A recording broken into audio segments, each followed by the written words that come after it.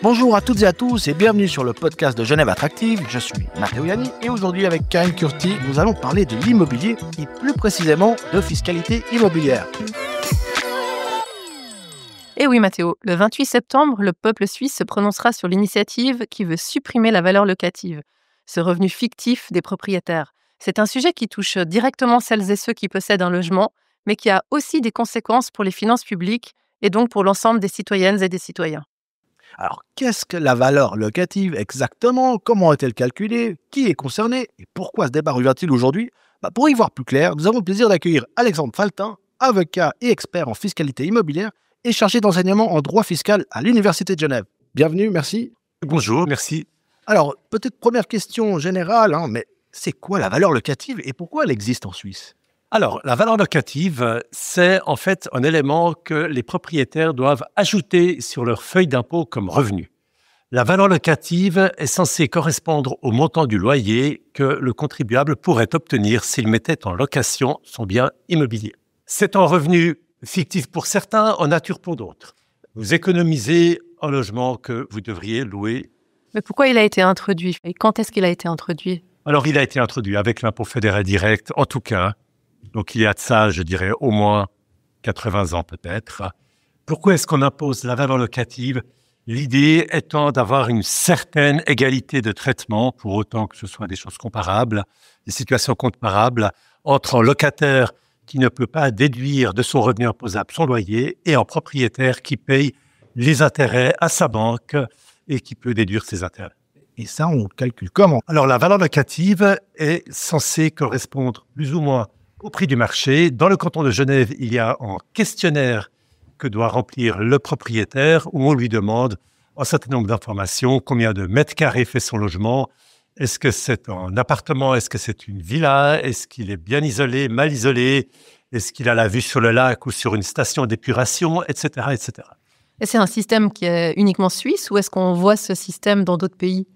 Alors, c'est une spécificité essentiellement suisse. Il y a d'autres pays qui imposent également, qui prélèvent un impôt sur une valeur locative, mais pas vraiment comme en Suisse. En Suisse, ça s'ajoute aux autres revenus de la même manière que le revenu du travail, que la retraite, que le revenu de la fortune, etc.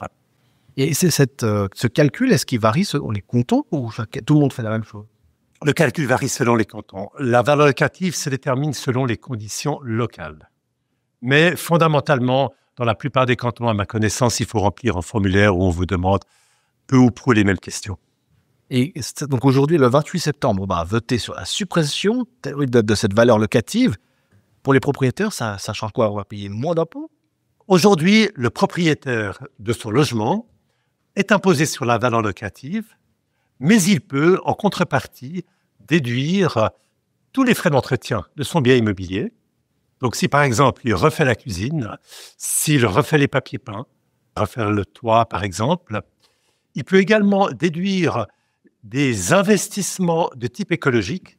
Par exemple, il pose des panneaux solaires, ça c'est aussi déductible. Il peut déduire des frais d'isolation de son bâtiment. Il peut également déduire enfin les intérêts sur ses dettes en lien avec son bien immobilier. Et si l'abrogation de la valeur locative est adoptée en votation populaire, à ce moment-là, l'imposition va tomber, mais également la déduction des frais d'entretien, la déduction des investissements écologiques, dans une certaine mesure celle-ci, et très largement également la déduction des intérêts passifs. Et dans le titre de cette votation, il y a quelque chose qui m'a interpellé, c'est qu'on ne parle pas de valeur locative, on parle d'une votation de résidence secondaire. Alors, Absolument. Alors pourquoi on la nomme comme ça, cette votation? Je vais essayer de vous répondre en 2 mots. Bel exercice alors. L'abrogation de la valeur locative, c'est un sujet de modification législative qui existe en Suisse depuis des décennies. Ça fait très longtemps que ce thème existe. Et puis, il y a eu des projets précédents qui n'ont jamais abouti. Et cette fois-ci, ça fait 2017 que ce projet a été déposé aux chambres fédérales. Et il y a eu des allers-retours entre les 2 chambres fédérales, entre le Conseil national et le Conseil des États qui n'étaient pas d'accord entre eux sur les modalités. En réalité, ils étaient d'accord sur le principe de supprimer l'imposition de la valeur locative, mais ils n'étaient pas d'accord entre eux sur le sort qu'on va laisser aux intérêts passifs et aux frais d'entretien. À cela s'ajoute que dans les cantons touristiques, par exemple en Valais ou dans des régions touristiques, dans les Grisons, Oberland, Bernois, etc., eh bien, si vous êtes propriétaire, vous payez aussi des impôts là-bas. Vous payez des impôts parce que vous avez un bien immobilier. Vous allez payer un impôt sur la fortune et vous payez aujourd'hui aussi votre impôt sur le revenu.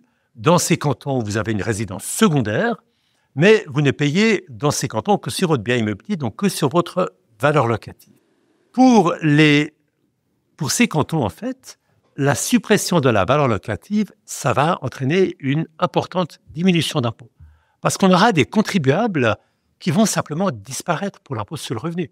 Si vous êtes domicilié en dehors des Grisons et vous avez une résidence secondaire dans le canton des Grisons, vous payez un impôt sur le revenu dans les Grisons, sur votre valeur locative. Et ça va tout simplement disparaître. Donc, c'est une perte de rentrée fiscale. Et il y a eu des grandes discussions au niveau des chambres fédérales sur la question de savoir si la suppression de la valeur locative va intervenir uniquement pour la résidence principale, donc au domicile du contribuable, ou aussi pour les résidences secondaires. Et finalement, le système qui a été adopté est de dire qu'on va également supprimer la valeur locative dans les résidences secondaires. Mais pour ne pas trop prétériter les cantons touristiques, on va autoriser les cantons à introduire un impôt spécial sur les résidences secondaires. L'abrogation de la valeur locative n'entrera en vigueur que si la modification de la Constitution pour les résidences secondaires est adoptée. Et voilà pourquoi est-ce qu'on vote pour l'introduction ou pas d'un impôt sur les résidences secondaires. Si on vote oui, par réflexe, la valeur locative sera abrogée. Et juste en quelques mots, comment il serait fixé cet impôt sur les résidences secondaires? Est-ce qu'on sait déjà à quoi il correspondrait finalement? Les cantons sont très libres, on ne sait pas. On sait que ce sera sur la résidence secondaire, très probablement en fonction de la valeur de ce bien ou d'une valeur fiscale de ce bien, on ne sait pas encore. Les cantons sont libres d'introduire ou pas cet impôt. Et si oui, ils seront très libres dans leurs modalités également. En Suisse, justement, on a un peu moins de 36% de ménages qui sont propriétaires, et à Genève, c'est moins de 20%.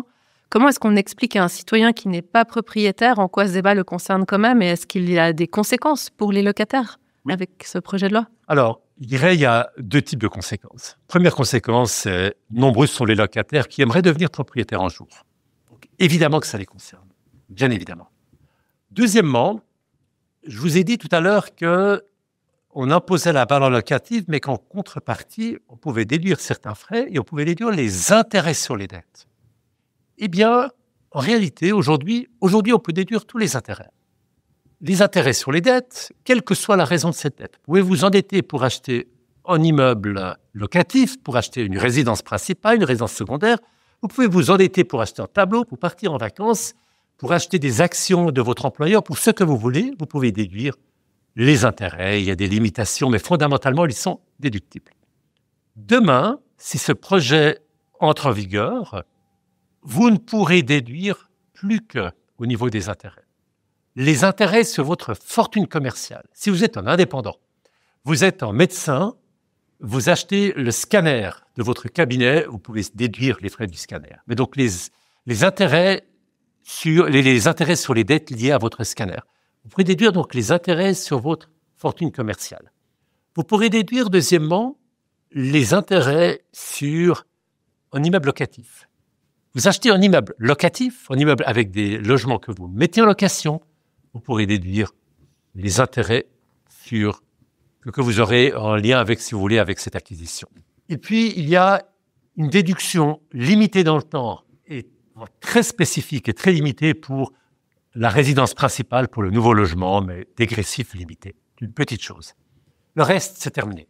Plus de déduction possible. Donc, tous les crédits à la consommation, aujourd'hui des particuliers, même s'ils n'ont pas d'appartement, quoi que ce soit, ça concernera vraiment tout le monde. Plus personne ne pourra déduire aucun intérêt. Si vous êtes locataire et pas indépendant, vous déduirez 0 francs d'intérêt. 0, 0, 0. Je peux vous donner un exemple tout simple. Vous payez vos impôts en retard. Vous avez des intérêts de retard. Terminez la déduction. Vous ne les déduirez plus. Vous payez vos impôts en avance. On vous verse un intérêt rémunératoire. Vous êtes taxé, vous resterez taxé sur votre intérêt rémunératoire. C'est assez stupéfiant de voir que dans une votation qui concerne normalement les propriétaires et on parle de résidences secondaires, finalement, toute la population est impactée par... Bon, on l'a pas entendu, en fait, ce discours que ça pouvait impacter finalement tout le monde, finalement. C'est pas que les propriétaires. Donc, c'est un peu ça. Ce que vous nous dites aujourd'hui, cette votation, elle concernera tout le monde. De manière directe ou indirecte. Ah mais oui, mais vous savez, il y a des contribuables qui ne sont pas propriétaires et qui ont des dettes pour des raisons X ou Y. Écoutez, prenez un exemple. Vous êtes employé. Votre employeur vous propose de participer à la bonne marche des affaires, d'acquérir des actions de la société qui vous emploie. Vous avez besoin, souvent c'est même l'employeur qui va vous prêter l'argent, donc vous aurez une dette vis-à-vis de votre employeur, il vous verse un salaire et vous utilisez votre salaire pour payer peut-être des intérêts sur cette dette. Vous allez taxer sur les salaires, vous ne déduirez pas les intérêts. Ça peut concerner beaucoup de gens. Il peut y avoir 1000 raisons valables pour lesquelles les gens ont des dettes. Et si on en revient justement au texte par rapport aux propriétaires, quel type de propriétaires vont être les plus concernés? Est-ce que ça va être finalement les jeunes acheteurs, les retraités, les familles? Le texte, s'il est adopté, fera des gagnants et fera des perdants. Les gagnants, ce seront les propriétaires immobiliers qui n'ont pas de dette. C'est clair que si vous êtes propriétaire d'un appartement qui est en bon état et vous n'avez pas ou peu de dette, parce que vous l'avez acheté il y a longtemps, vous avez remboursé, vous avez eu la chance d'acheter votre bien avec beaucoup de fonds propres, évidemment, en supprimant la valeur locative, vous supprimez le revenu, vous avez peu de déductions, donc ce n'est pas grave si on supprime les déductions.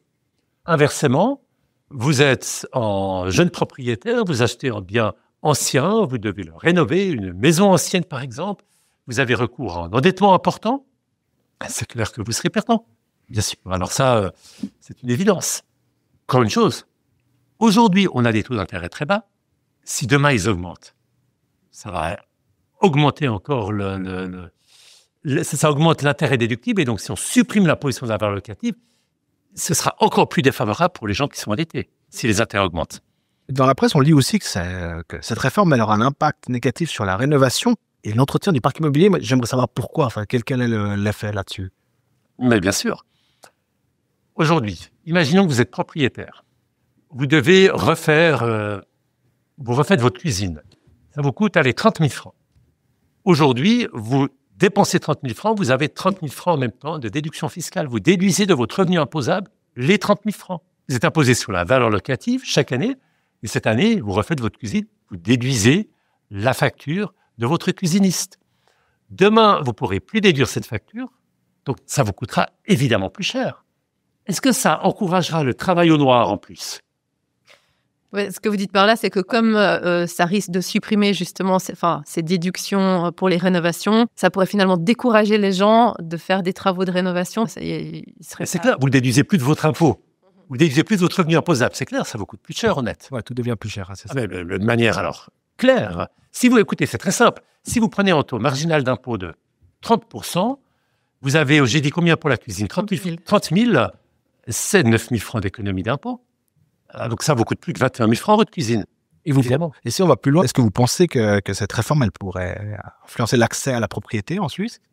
La Confédération estime cette réforme à une perte de recettes fiscales pour toutes les collectivités publiques de l'ordre, je ne sais plus, 1,5 milliard, 1,8 milliard par année.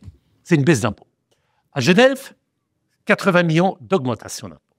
Donc si je prends le canton de Genève, ce sont des rentrées fiscales supplémentaires de 80 millions par année. Donc forcément, ça freine l'acquisition. Je veux dire, c'est une augmentation d'impôt qui est quand même pas uniquement, mais largement sur le dos des propriétaires.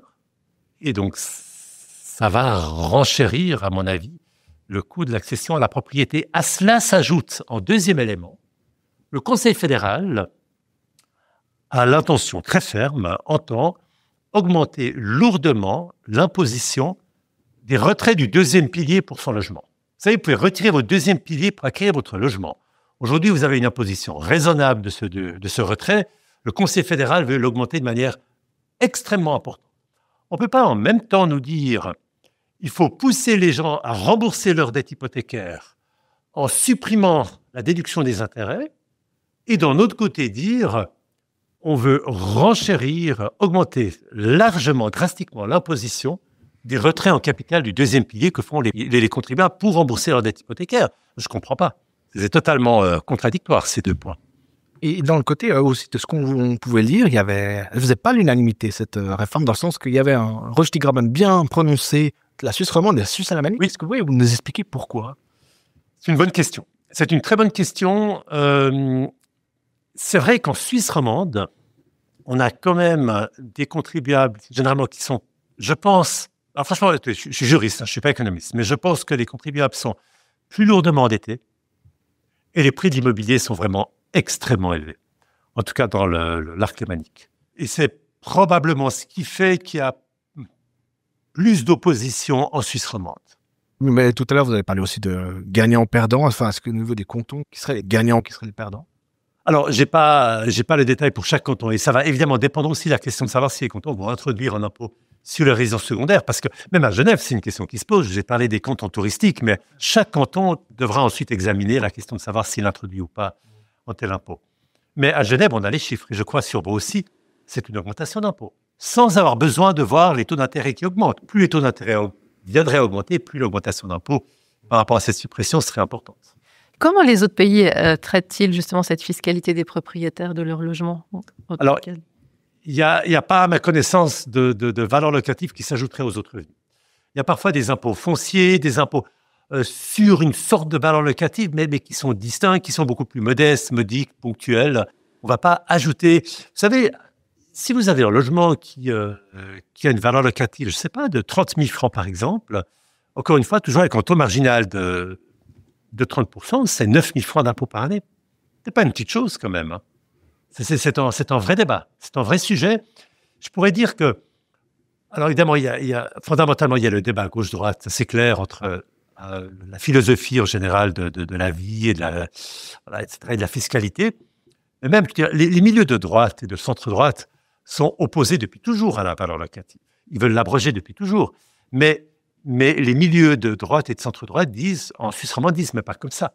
Pas en supprimant toutes les déductions liées à l'entretien du bien immobilier et très largement les déductions liées aux intérêts passifs. Aussi, je vous ai parlé des investissements écologiques. Ça, c'est un sujet qui est vraiment important aussi, parce qu'on doit rénover le patrimoine immobilier. On doit le rénover, on doit l'isoler, le rendre écologiquement performant. C'est extrêmement important, ça on le sait bien. Aujourd'hui, si vous isolez la façade de votre bâtiment, si vous mettez des panneaux solaires, vous pouvez déduire de votre revenu imposable. Tant cantonal que fédéral. Il se passe quelque chose de très spécial, très bizarre par rapport à cette votation. C'est qu'en fait, ce qui a été voté au niveau fédéral, c'est une suppression complète de cette déduction pour l'impôt fédéral direct. On ne pourra plus le déduire. Et pour l'impôt cantonal, les cantons décideront s'ils veulent maintenir ou pas cette déduction. Et s'ils la maintiennent, ils ne pourront la maintenir que jusqu'en 2050 au plus tard, qui est la date à laquelle la Suisse s'est engagée pour avoir la neutralité du bilan carbone. Donc, en fait, les cantons peuvent continuer à encourager la rénovation énergétique des bâtiments, mais la Confédération, elle ne le fera plus.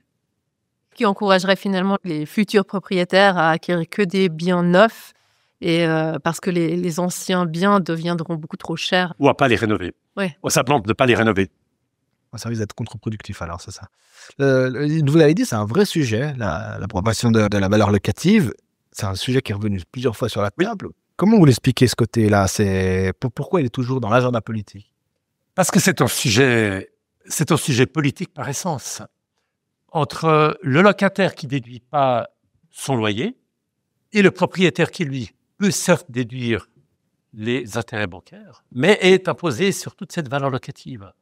Et c'est presque, je dirais, une lutte de société, en fait, de supprimer ou pas cette valeur locative. Mais aujourd'hui, en Suisse romande et à Genève en particulier, vous pouvez regarder les recommandations de vote, quasiment tout le monde est contre. Vous prenez les votations, hein, vous pouvez regarder les recommandations de vote, quasiment tout le monde est contre. Il met d'accord tout le monde.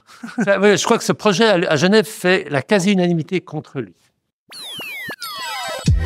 Et voilà, on arrive à la fin de cet épisode. On comprend un peu plus, en tout cas, qui sera une réforme qui touche tout le monde. Un grand merci à notre invité du jour, Alexandre Faltin, avocat expert en fiscalité immobilière, pour son explication et son partage d'expérience.